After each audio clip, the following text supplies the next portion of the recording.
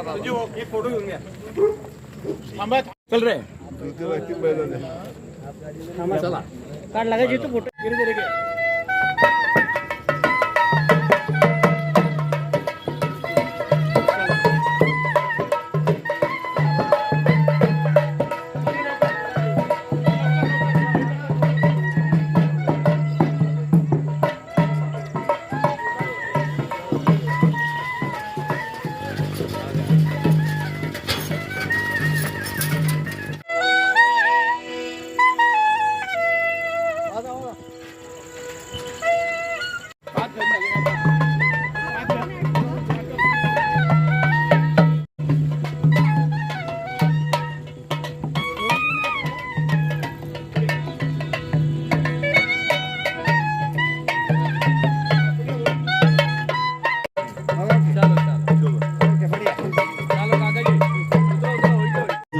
मान्यवर आपल्याला लाभलेले आहेत. खास सगळ्यांचं खूप खूप स्वागत अभिनंदन आलेल्या मांजिया रेस्टॉरंट आणि निवासाच्या उद्घाटन प्रसंगी या कार्यक्रमामध्ये झालेल्या सर्व मान्यवर अतिथींचे सन्माननीय अतिथींचे आणि उपस्थित सर्व प्रियजनांचे स्वकीयांचे आपण ललवानी ॲग्रो टुरिझम तर्फे हार्दिक हार्दिक हार्दिक स्वागत करतो. आदरणीय सर्व मान्यवर अतिथींचे आगमन झालेले आहे. ॲग्रो टुरिझमचे उद्घाटन करत आहे. अतिशय सुंदर देखणा आणि पारिवारिक सोहळा हा पार पडत आहे. या पारिवारिक सोहळ्याची आपण सर्व साक्षी आहोत आणि अर्थातच आकाशातले चंद्र तारे आणि इतका सुंदर निसर्ग हा सर्व या सन्माननीय सोहळ्याचा ललवानी ॲग्रो टुरिझमच्या या सुंदर निसर्गरम्य वातावरणामध्ये आदरणीय मान्यवरांच्या हस्ते केक कापून या निवास स्थानाचं आणि मनजिया रेस्टोरेंट. इस मनजिया रेस्टोरेंट का ये नाम हमें ये भी सूचित करता है. दूसरी इसकी एक खासियत हमारे प्यारे मनीत और जियांश के नाम से भी ये कनेक्टेड है. तो मनजिया रेस्टोरेंट और निवास स्थान इन दोनों का ये उद्घाटन का ये शुभ अवसर आज हमारे यहाँ पर आया है. आदरणीय सभी मान्यवर अतिथियों से उपस्थितों से विनंती है कृपया वह अपना स्थान ग्रहण कर ले. इसके बाद नमो नमो नमो सीतानम नमो नमो नमो आयरियानम नमो नमो नमो एसव साहूनम एसो पंच नमो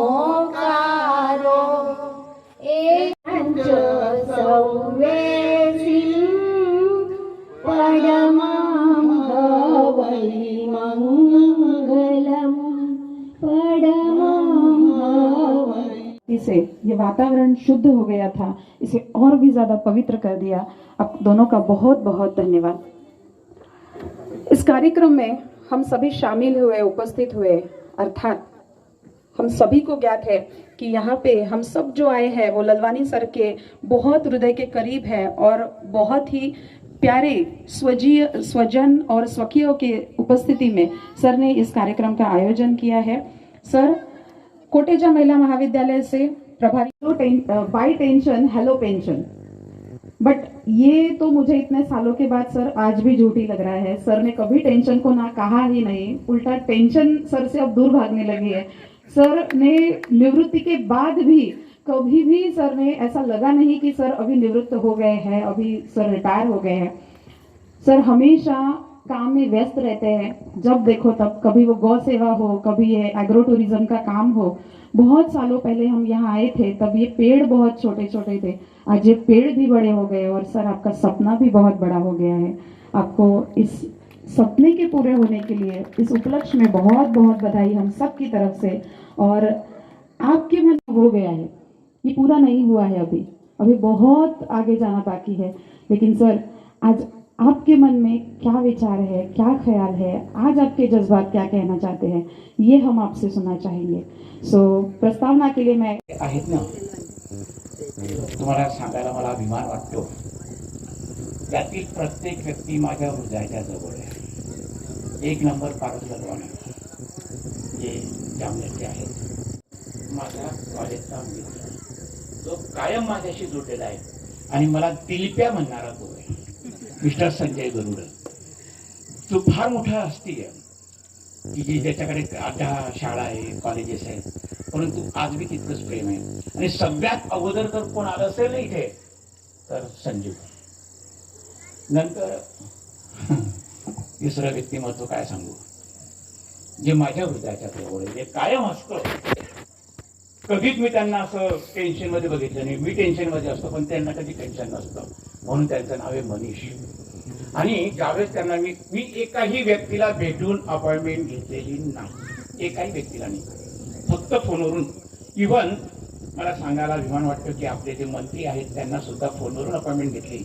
त्यांचा फोन संजूला याला आणि मला याला की आज परशुराम जयंती असल्यामुळे मी उशिरा येत आहे, पण मी जरूर येईल. गायत्रीताई भंगाळे ज्या माझ्या शेजारीच आहेत त्या थोड्याच वेळात आता येतील. नंतर जे राधेश्याम भाऊला होतील त्यांच्याबद्दल काय सांगतो. हा माणूस प्रेरणा घेण्यासारखा आहे. कधी तो मला म्हातारा वाटला नाही. सकाळी 5:30 आला चालला आपला प्रभात फेरीमध्ये सगळ्यांना घेऊन. आणि नाचायला सुद्धा इतके मस्त नसतात ना ते ज्यावेळेस ते कार्यक्रम वगैरे असतात. आणि खरोखरच आपल्या भुसावळला लाभलेलं एक लेणं येते. दुसरा काय सांगतो आता, ज्या व्यक्तीने माझ्या जीवनामध्ये आमूलाग्र बदल केलेला आहे आणि जो मला मोठा भाऊ मानतो, जळगाव जिल्ह्यामध्ये 1 नंबरचा फौजदारी वकील जरी असला ना अखिल भाई, तर अखिल भाईचं इतकं प्रेम आहे की त्यांनी मला कायम सांगितलं, भाऊ की तू केव्हाही बोलो, तू माझा मोठा भाऊ आहे. आणि भाऊ माझ्या जीवनामध्ये ज्यावेळेस कोणत्याही प्रकारे वाईट प्रसंग आले असतील, वकील अगोदर फी ठरवतो. आणि हा व्यक्ती मला म्हणतो, ललवाणी तू माझा मोठा भाऊ, तुझ्याकडून काय फी घेऊ. आणि माझ्या अडचणीच्या वेळेस ज्यावेळेस खरोखरच विचार माझे दुसरे चालले होते, तर त्यावेळेस मला तारून नेणारा हा व्यक्तिमत्व. इव्हन माझे ज्या फॅमिली मॅटर जरी असतं ना, तर मी भाऊ मला त्यांनी कधीच ऑफिसमध्ये येऊ दिलं नाही. कारण ललवाणी या ऑफिसमध्ये त्या ठिकाणी आहे ना, त्या ठिकाणी तुला एंट्री नाही आहे, तू डायरेक्ट घरी यायचं. काही जे काही प्रश्न असतील ते घरच्यासाठी. असे हे व्यक्ती. जर तुम्ही माझी पत्रिका बघितली असेल, त्या पत्रिकेमध्ये मी लिहिलं होतं विशिष्ट अतिथी, विशेष आणि तुम्ही सर्व. कारण तुम्ही मला नवल वाटतं की लेडीज सुद्धा भुसावळ इथे आल्यात फक्त माझ्या प्रेमापोटी. आणि 18 रिटायर झालो. सगळ्यात माझा आवडता शौक म्हणजे उचलली बॅग ते चाललो फिरायला. वर्षातून 4दा फिरायचो. 4दा Nepal, Bhutan, Indonesia, Malaysia, Singapore, Bhutan सगळं झालं. 70% भारत झाला. आणि फिरण्याची क्षमता अशी की कोणत्या आणि सांगायचं की आपल्या जम्मू काश्मीर जायचं, मग फक्त जम्मू एरिया, असा 70% भारत झाला. ज्या ठिकाणी आपण म्हणतो की नशिबात कोणाचं काय लिहिलेलं असतं सांगता येत नाही. हा शोक पूर्ण करता करता परमेश्वराला शक्यतो हे मान्य नसेल असं मला वाटतं. आणि जीवनामध्ये इतकी मोठी कलाटणी मिळाली की मी कधी स्वप्नामध्ये सुद्धा विचार केला नव्हता. असं म्हटलं जातं की बाप हा आपल्या मुलाच्या खांद्यावर जातो. परंतु माझ्या जीवनामध्ये सगळ्यात मोठा दुःखद प्रसंग 2020 16 मे 2020ला मी अनाथ झालो, पोरका झालो. आई सोडून झाली गेली.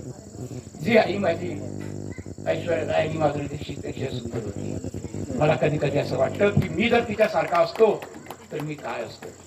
परंतु असं म्हटलं जातं ना, बाप आणि आई.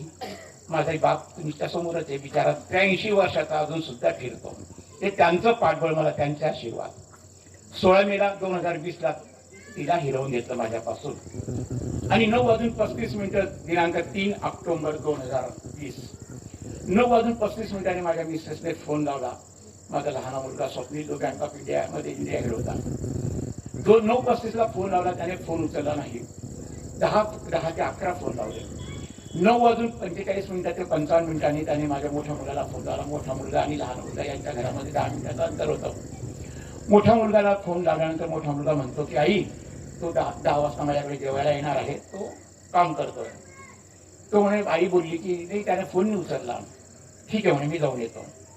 आणि 10:20 का 22 तो निघाला. आणि त्याच वेळेस 10:40 स्वप्नीचा मला फोन आला आईला की तू इतका फोन का लावते, तू आई तुझी इतके मिस कॉल, भाऊची इतके मिस कॉल. मी माझा काम करतोय, कारण वर्क फ्रॉम होम होतं, कोरोना काळ होता आणि तो हॉलमध्ये बसलेला होता. त्याचं जे बोलणं जे रेकॉर्डिंग येते अजून सुद्धा माझ्याकडे मी साबूत ठेवलेली. कारण काही काही क्षण माझ्या स्वप्नीने मला कधीच पापा म्हटले नाही, कधीच ललवाणी सर. त्याचे मोबाईल मी वापरतो आज सुद्धा नुसतं आठवण म्हणून. कारण त्या मोबाईलमध्ये माझं नाव ललवाणी सर आणि आईचं नाव मामा म्हणून, मम्मा म्हणून आहे. आणि अशा प्रकारे 10:40 त्याचा फोन येतो. तो फोनवर सांगतो आईला की तू इतका फोन का करते आई. तर म्हणे तू फोन उचलला नाही म्हणून मी फोन करते. तितक्यात बेल वाजते. माझा मोठा मुलगा माझी मोठी सून आतमध्ये एंट्री करते. तो म्हणतो भाऊ आला. फोन ठेवला जातो आणि 10:45 10:45 10:55 वेळ असेल. फोन येतो की मोठ्या मुलाचा की स्वप्नील खाली कोसळलेला आहे. तो बेडरूम मध्ये मोठा मुलगा आत एंट्री करतो. मोठा मुलगा सांगतो की तुला इतके फोन आले. हा म्हणे आईचे फोन झालं म्हणे, चाल म्हणे जेवायला. ठीक आहे म्हणे, मी कपडे बदलून येतो. बेडरूम मधून जातो, कपडे बदलून येतो, हॉलमध्ये येतो आणि हॉलमध्ये येता बरोबरच मीटिंग होते ती कोसळतो. 10:55 फोन येतो की असं असं झालेलं आहे. त्याला मी सांगतो की तू डॉक्टरकडे घेऊन जा. आणि 11:10 कॉल येतो की आई डॉक्टरने ऍडमिट नाही केलं.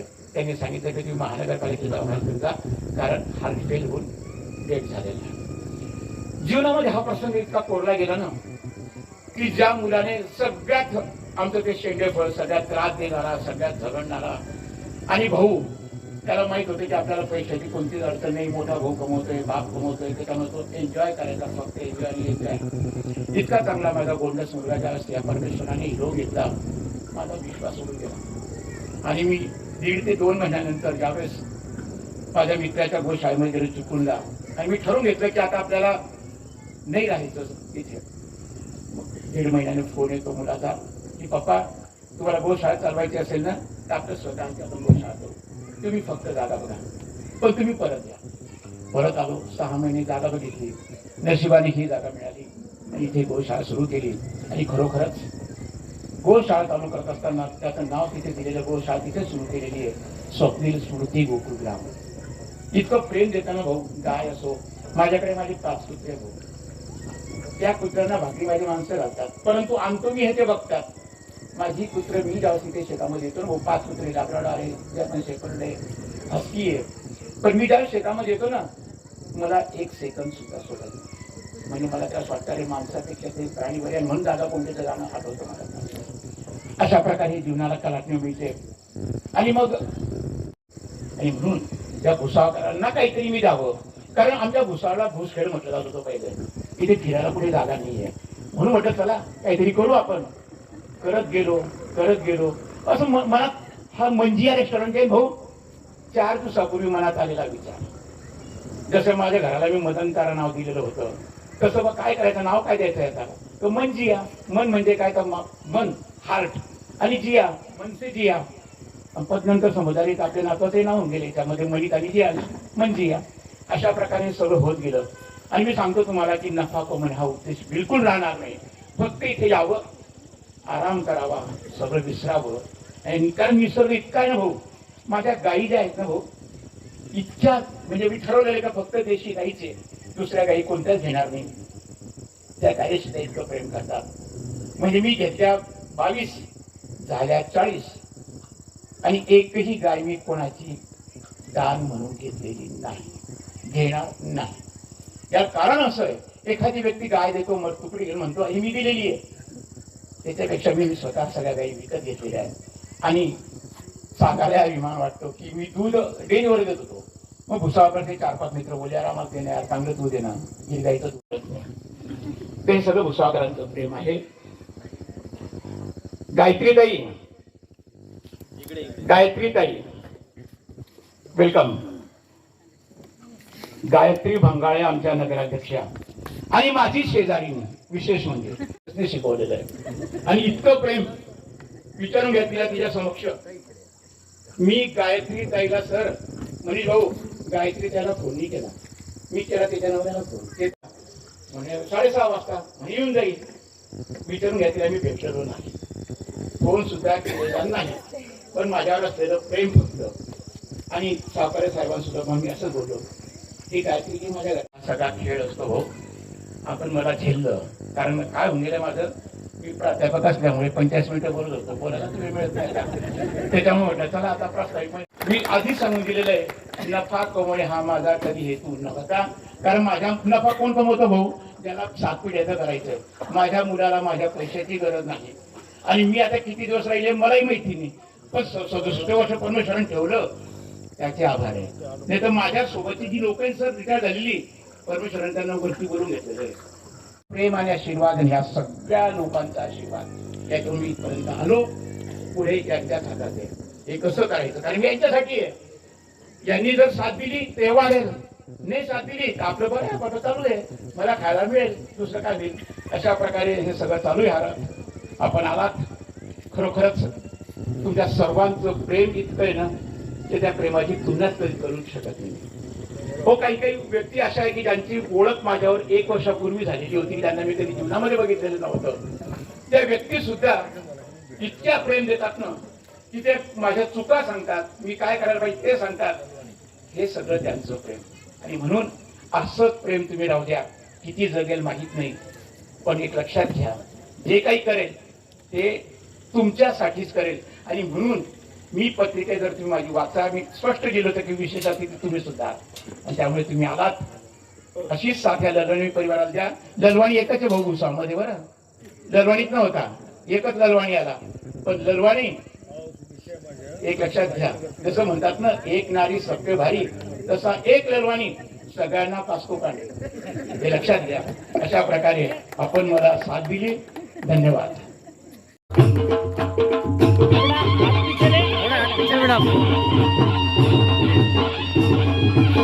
इकडे बघायचं मॅडम.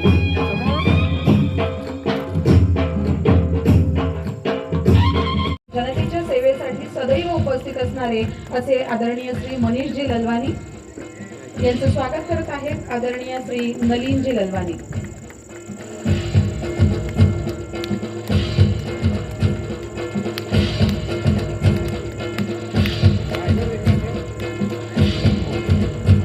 पारसजी ललवानी यांचं स्वागत करण्यासाठी आमंत्रित करते आदरणीय श्री मदनलालजी ललवानी यांना. आदरणीय श्री मदनलालजी ललवानी. संजयजी गरुड यांचं स्वागत करत आहेत आदरणीय श्री दिलीपजी ललवानी.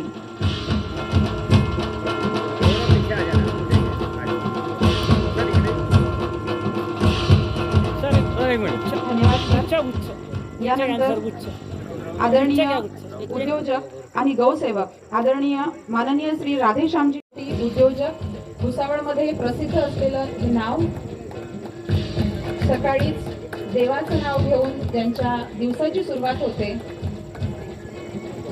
असे आदरणीय श्री राधेश्यामजी लाहोटी यांचं स्वागत करत आहेत आदरणीय श्री मदनलालजी ललवानी सर.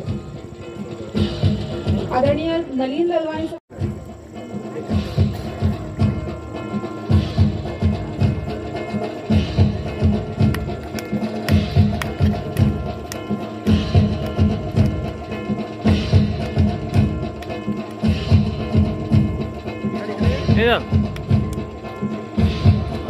विनंती आहे की त्यांनी पुढे यावं आणि आपला स्वागत स्वीकारावं.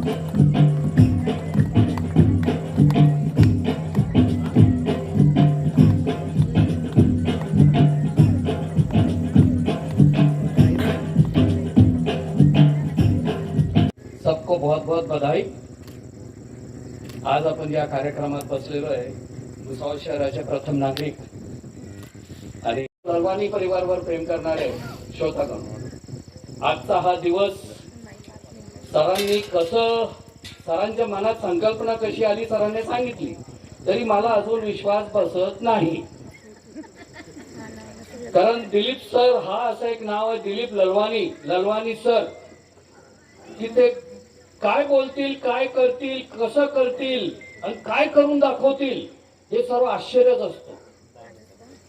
कोणती छोटी वस्तू आपण त्यांच्या हातात दिली तर त्याची कशी मोठी चीज करायची, त्यांची संकल्पना किती मोठी असते, त्यांचा विचार काय असतो. त्यांनी आपल्या समोर 18 मिनिटात सर्व काही मांडलेलं आहे.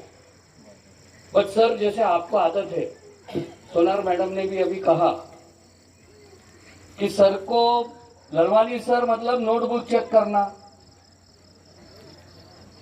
किसी को कितने मार्क देना, की तुला पास करायचं की नापास करायचं, ते सर्व त्यांच्या हातात होतं. त्यांच्या जीवनात त्यांनी फार चांगले वाईट सर्व प्रसंग बघितले. त्यांनी सांगितलं मी सायकलवर जात होतो. 15 मिनिटात त्यांनी संजू दादाबद्दल, माझ्याबद्दल, सर्वांबद्दल तुम्हाला माहिती दिली. पण त्यांच्या जीवनाची जी माहिती आहे, त्यांची मुलाचाही प्रसंग त्यांनी आपले. आपकी जो संकल्पना है और आपने हमें यहाँ पे बुलाया सबको, उसके लिए मैं आपको हृदय से ये कार्यक्रम के निमित्त आपने मेरे हाथ से ओपनिंग करा के लिया, इसलिए मैं मेरी तरफ से आपको बहुत बहुत आभार और बहुत बहुत अभिष्ट चिंतन और गुड लक देता हूँ. जिसमें मिला तो उससे जैसा कॉलेज जीवनापासून बघतोय, कॉलेजमध्ये एकत्र शिकलोय. रविवारी मदन काकाजीच्या घरी आम्ही जेवायला जायचो. छोटंसं किराणा होतं, बाजूला छोटंसं कापडाचं दुकान होतं. पारस, बाळू लालवानी, अनेक मित्र त्या ठिकाणी, त्या काळातले मुनोद, हसमुख लालवानी, अनेक मित्र परिवार कळमसऱ्यामध्ये आमचा जोडलेला होता. काकाजींनी अतिशय कष्ट केले. दिलीप भाऊनी मेहनतीच्या जोरावर आणि पहिल्यापासून बोलकं चालकं व्यक्तिमत्व, म्हणजे कुठेही न थांबणारं. डिबेटिंग स्पर्धेमध्ये आमच्या कॉलेजला बक्षिसं मिळवून दिली त्या काळात. अतिशय हुशार. मध्ये त्याच्यावर मुलाच्या निमित्ताने एक आघात झाला. आवड, धर्माबद्दलची आवड, शिक्षणाबद्दल तर स्वतः प्राध्यापक होता, त्याच्यामुळे प्रश्नच नाही. मुलांनाही चांगल्या पद्धतीने त्यांनी शिकवलं. एक उत्साही व्यक्तिमत्व, दातृत्व आणि कर्तृत्वाची जोड त्याच्याबरोबर त्याची होती. मेहनतीची सचोटी आणि कामाची प्रामाणिकपणा हा त्याचा खरा धर्म. आम्ही जवळून पाहिलेलं आहे. कॉलेज जीवनात आम्ही भानगडी गेल्या, पण त्या क्षणिक ते आमच्याकडे यायचे, आम्ही त्यांच्याकडे जायचो. अतिशय जीवाभावाचे संबंध, रक्ताच्या नात्यापेक्षा. परिसर कसा वाटतंय सगळ्यांना? छान वाटतंय ना? अत्यंत खुशी होते परिसरला बघितलं. आणि नक्कीच सर इथं मला तरी असं वाटतं की लोक मन लावून येतील आणि त्यांना इथं जी खुशी भेटेल ते कुठेच भेटणार नाही. कारण जशी मी इथं एंट्री केली, मला इतकं छान वाटलं की नाही काहीतरी वेगळं आहे. आणि तुमच्या परिवाराचे मनापासून खूप खूप अभिनंदन. तुम्ही छान कार्य करत आहे आणि असंच कार्य करत राहा की जेणेकरून काहीतरी वेगळं प्रगती होईल. आणि माझ्या परिवाराकडनं सर्वांना मी मनापासून अभिमान मानते की तुम्ही मला इथं बोलवलं. माझे 2 शब्द संपवते. जय हिंद, जय महाराष्ट्र. ठीक आहे, परंतु हे सर्व करण्यासाठी खूप जिद्द आणि परिश्रम करावे लागतात जीवनामध्ये. संघर्ष मग जर करायचा म्हटला तर मग तो काही इतका सोपा नसतो. त्यासाठी खूप कष्ट खावे लागतात. आम्हाला तो म्हणजे ते काय एखादा मिळतो वरतून, तसा आम्हाला तो वरतून आशीर्वाद मिळाला आहे की संघर्ष करा आणि जगा. आम्ही खूप संघर्ष जीवनात केले. आदरणीय मंचावर वकील साहेब बसले आहेत, त्यांनी सर्वांच्या सोबत खूप जीवनात काही करण्यासारखं असतं. मी पण माझ्या जीवनामध्ये कमीत कमी 35 बिझनेस केले असतील आतापर्यंत. 35 बिझनेस केले. प्रत्येक माझ्या मनात जेव्हा आलं तेव्हा मला जर वाटलं की सोन्या चांदीचं दुकान टाकायचं, सोन्या चांदीचं दुकान. जेव्हा वाटलं मनात आलं बिल्डिंग मटेरियल, तेव्हा मनात शिकोई शिवशंकर महादेव कहलाते हैं असा एक म्हण आहे की ते तुम्ही जिद्द, आमच्या जिद्द आहे की आम्ही दगडातून सुद्धा पाणी काढू. मला असं बरेच वेळ सांगत होते काही लोक. मी एक स्टार फॅक्टरीजवळ एक जमीन घेतली होती, तर आम्ही सर्व मित्र पाईप आहे म्हणे माझ्याकडे 1000 फूट आहे. म्हटलं करून टाक 1000 फूट. 1000 फूट झालं म्हणे. म्हटलं अजून एका पाईपलाईन आहे म्हणे 200 फूट आहे म्हणे. म्हटलं 1200 फूट करून टाक. 1100 फुटावर इतकं पाणी लागलं की ते सालं खालतून पाणी वरती येत होतं. खालतून पारती 15 फूट वरती उड्या मारत होतं. मग पूर्वेला मी तो बोर केला. मग नंतर त्या गाडीवाला सांगितलं पश्चिमेला पण एक करून टाक त्या शेतात. म्हणजे ठीक आहे. त्याचाही असं फपुटा उडला 1100 फुटापर्यंत. मग तिथे ते पाण्याची लेवल होती, तिथेही त्याला 15 इंची पाणी लागलं. त्याला ते पाणी वरती येत होतं डायरेक्ट बिना मोटरने. मग त्या शेतात चारी दिशेला 4 बोर केले मी. 60 इंची पाणी लागले एका शेतात. काय नशीब असतं किंवा असं वाटतं किंवा असं. त्याचा किस्सा सांगते.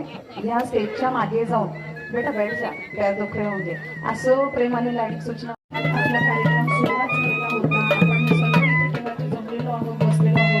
पण तरी सुद्धा सर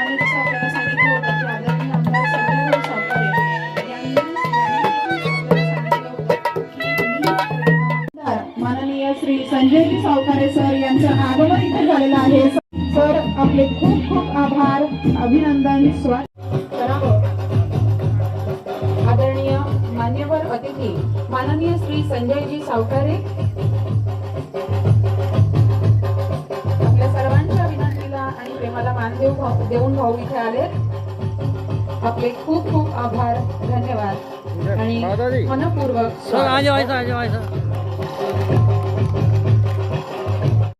मी आधी ललवाणी परिवाराचं मनापासून अभिनंदन करतो की एक आगळीवेगळी संकल्पना त्यांनी आपल्या मतदारसंघात सुरू केली आहे. आता सध्या ट्रेंड बदलला आहे. मी याच्या आधी इथे आलेलो आहे तेव्हा फक्त ते एक बिल्डिंग होती, तिथे काही हे चालायचे गुरुमाला देताना वगैरे काही उपक्रम चालायचे. मागे आम्हाला फिरायला नेलं होतं, काय काय झाडे लावले, कुठले कुठले नवीन नवीन आयुर्वेदिक औषधं लावली, असं बरंच काही सरांनी त्यावेळेस दाखवलं होतं आम्हाला. आणि त्यावेळेस सांगितलं होतं की ॲग्रो टुरिझम नावाची संकल्पना आम्ही ते राबवणार आहे. आणि खरोखर ती आवश्यकता पण आहे की लोकांनाही कुठली झाडं आहेत त्याचं महत्त्व काय तेही कळतं, येणाऱ्या पिढीलाही ते सगळं कळतं. आणि एक निसर्गाशी जवळ जाण्याचा एक घेऊन फिरायला जातो, ते कुठल्या हॉटेलमध्ये थांबणं, त्या हॉटेलमध्ये वेगवेगळे रेस्टॉरंट, स्विमिंग पूल आहे, हे सगळं आहे. परंतु असा निसर्गरम्य ठिकाणी जाऊन एखादी फंक्शन सेलिब्रेट करणं ही काय स्मरणात राहत असतं. आणि त्यातल्या त्यात हे सगळं व्हेजिटेरियन आहे, की तुम्हाला सगळं व्हेज खायला मिळणार आहे. नॉन व्हेजवाले थोडे नाराज होतील, पण व्हेजमध्ये जी मजा येते ती नॉन व्हेजमध्ये नाही आहे. आपण व्हेज मूळ आपले संस्कार जे आहे ते व्हेजिटेरियनच आहे. आपल्या भारताचे जे खरी संस्कृती पाहिजे व्हेज मिळणार आहे, निसर्गरम्य वातावरणात राहायलाही मिळणार आहे, अनेक गोष्टीची तुमची ओळख होणार आहे. नवीन नवीन झाडं कशी लावली जातात, ते लहान लहान रोपटं कशी बनवली जातात, ते मला तर त्या आधीच्या ह्याच्यात खूप काही दाखवलं होतं मला इथे मी आलो तेव्हा. आणि निसर्ग उपचार पण जे आहेत ते पण इथे चांगल्या पद्धतीने होऊ शकतात. अगदी आपल्या गावाच्या जवळ काही जास्त लांब जायची गरज नाही. अगदी काही ठिकाणी आम्ही म्हणजे जामनेरला एक दोनदा तालुक्यात राबवली आहे. एक नवीन ठिकाण आमच्या मुसाळकरांसाठी इथे तयार करून दिलेलं आहे. त्याबद्दल तुमचं मनापासून आभार व्यक्त करतो आणि तुम्हाला शुभेच्छा देतो की ही तुमची संकल्पना चांगली चालली पाहिजे आणि याचा लोकांनी लाभ घेतला पाहिजे. त्यासाठी तुम्हाला खूप खूप शुभेच्छा. जय हिंद, जय महाराष्ट्र. त्यांच्या प्रत्येक कार्यक्रमात असं काही बी कार्यक्रम असला तर माझ्याशिवाय तो कार्यक्रम होतच नाही. अगदी आग्रहाची विनंती असते. आजसुद्धा तब्येत थोडी डाऊन होती, परंतु त्यांचा आदेश टाळणं खूप अवघड आहे. त्यांच्याबद्दल सांगायचं झालं तर रिटायरमेंट नंतरसुद्धा ते काही थांबायला तयार नाही. आणि हे बरोबर आहे. आपलं बघा, स्टेट गव्हर्नमेंटच्या याच्यात जे 58 वर्षात माणूस रिटायर होतो, सेंट्रल गव्हर्नमेंटच्या याच्यात 60 वर्षानंतर माणूस रिटायर होतो, 60 वर्षात. आणि रिटायरमेंट झाल्यानंतर असं वाटतं त्याला की आता आपण म्हातारे झाले, पुढे काही करायची. जे मॅक्झिमम जे लोक आहे, रिटायर लोक आहे, ते अगदी असं रिटायर लाईफ जगतात. पण ललवाणी सरांनी हे दाखवून दिलं आहे की रिटायरमेंट नंतर सुद्धा आपल्याला बरंच काही करता येतं. आणि ते त्यांनी आतापर्यंत जे आहे ते करून दाखवलं आहे. अगदी जिद्दी माणूस आहे की त्यांनी जर ठरवलं हे करायचं तर ते करतातच. मग ते मागे पुढे काही पाहत नाही. आणि खूप मोठा असा फ्रेंड सर्कल आहे, त्यांची मदत ते वेळोवेळी घेत राहतात. तर त्यांनी ते सगळं जे आहे त्यांचं कॉलेज लाईफचं जे काही होतं ते सोडून त्यांनी नवीन नवीन जे आपले हे असले जे उद्योग आहेत ते त्यांनी सुरू केले. आणि हे हॉटेलिंगचा व्यवसाय त्यांनी सुरू केलेला दिसतं आहे. परंतु त्यांचा नेचर पाहता sir, I may be pardon, 4 आने की मुर्गी और 12 आने का मसाला, तर असा हा प्रकार आहे. एनिवेज, नवीन नवीन जे आहे ते संकल्पना ते त्यांच्या मनात येत राहतात, ते राबवत राहतात आणि अशा प्रकारचे कार्यक्रम जे आहे ते करत राहतात. त्यांना, त्यांच्या परिवाराला माझ्या शुभेच्छा आहे. भगवान उनकी दिन दुनी रात चौगुनी तरक्की करो. त्यांच्या आयुष्यात खूप कटू प्रसंग आले, थोडे ते हे झाले होते, अस्वस्थ झाले होते. त्याच्यातनं सुद्धा ते बाहेर आले. त्यांची जी मित्रमंडळी होती आणि स्वतःचा त्यांचा जे विल पॉवर होता त्याचा वापर करून ते त्या कटू याच्यातनं जे आहे, जे देवाने एक प्रकारे त्यांची परीक्षा घेतली होती त्याच्यातनं ते बाहेर आले. आणि आज सुद्धा एक जिंदादिल माणूस आपण आपल्यासमोर पाहतो आहे. त्यांना, त्यांच्या परिवाराला माझ्या शुभेच्छा आहे. ईश्वर त्यांची दिन दुनी रात चौगुनी तरक्की करो. त्यांना एक चांगला स्वास्थ्य, चांगला आरोग्य लाभो. हे असे जे आहे असेच आमच्यासमोर ते राहायला पाहिजे अशी ईश्वरचरणी प्रार्थना करतो. माझे दोन शब्द संपवतो. जय हिंद, जय महाराष्ट्र. उपस्थित निसर्गावर आणि ललवाणी परिवारावर प्रेम करणारे बंधू आणि भगिनींनो, जय श्री कृष्ण, जय जिनेंद्र.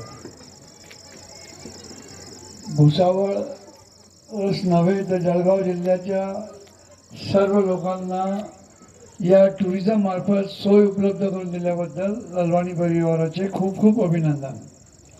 आता सुरुवातीलाच मॅडमनी सांगितलं की ललवाणी सरांनी रिटायरमेंटच्या वेळेला लिहिलं होतं की पेन्शनचं टेन्शन नाही आणि welcome to pension, go tension welcome pension.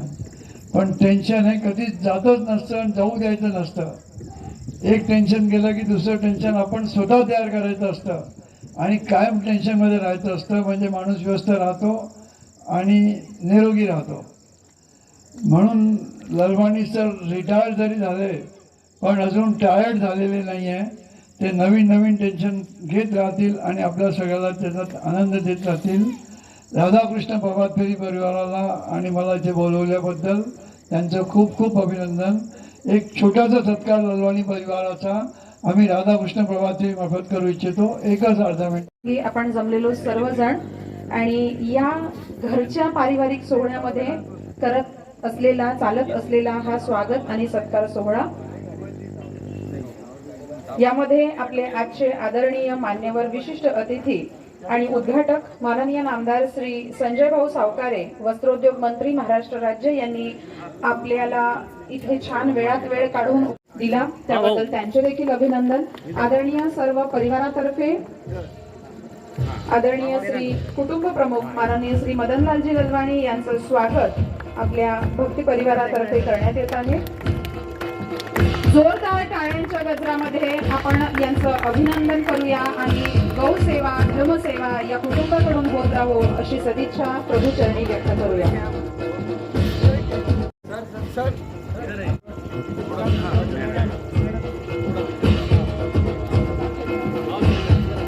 यानंतर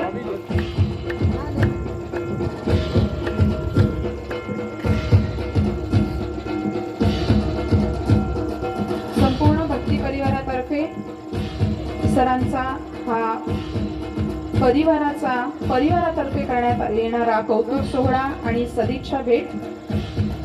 ही सदिच्छा भेट फार मोलाची आहे कारण ही आपल्या कुटुंबाकडून आपल्याला मिळालेली आहे. सादर केले. अजून आपण थोड्या वेळात अजून जॉईन करणार आहोत ना, त्यांना जेवण कारण सन्माननीय लंकाजीनगरहून बोलवलेलं आहे. तर खास